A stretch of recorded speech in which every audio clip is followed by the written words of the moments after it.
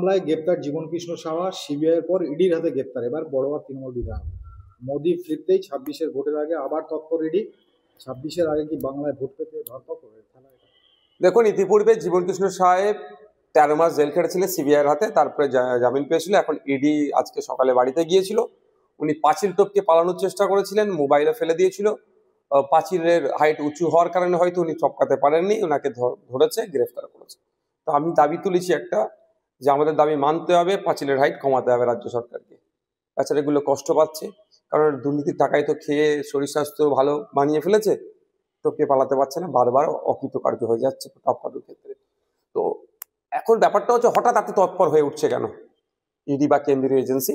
আমাদের একটা সন্দেহ হচ্ছে, নতুন করে বিজেমূলের বাইনারি তৈরি হচ্ছে না তো?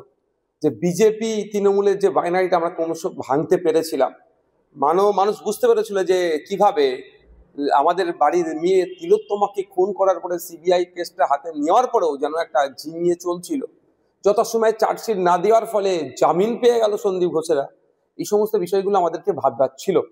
তো নতুন করে জীবন কৃষ্ণ সাহেবকে ধরাতে একদিকে যেমন পজিটিভ দিক, যারা দুর্নীতি করেছে দ্রুত ধরুক, সাথে সাথে আমাদের একটা, কারণ গোলপুরা গরু শিগুদুরে মেঘ দেখলে তো একটু আতঙ্কিত হয়। তো আবার নতুন করে বাইনারি তৈরির চেষ্টা হচ্ছে না তো? আমরা চাই এই দুর্নীতির সাথে রাঘব বোয়ালগুলোকে খুঁজে বার করুক। এই চুনোপুটিগুলোকে ধরলে হবে না। এরা টাকাগুলো তুলে কোথায় পাঠাতো, কাদের কাছে টাকাগুলো দিত? এদের ক্ষমতা নেই সব টাকাটা হজম করার। যদি ক্ষমতা থাকতো সব টাকাটা হজম করার, তাহলে ওকে দিতে, ওকে অ্যারেস্ট হতে হতো না। কিন্তু যারা হজম করে নিল, যাদের কাছে টাকাটা তুলে পাঠাতো, অর্থাৎ দুর্নীতি করতো, দুর্নীতির টাকাটা পাঠাতো, তাদেরকে খুঁজে বার করা। সেই রাঘব বোয়ালগুলোকে ধরা হোক, ধরে তাদেরকে জেলের মধ্যে রাখা হোক।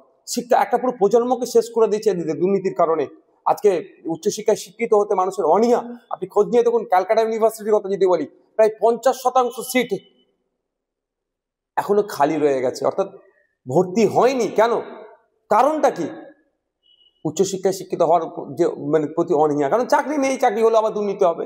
এটা বন্ধ হওয়া দরকার।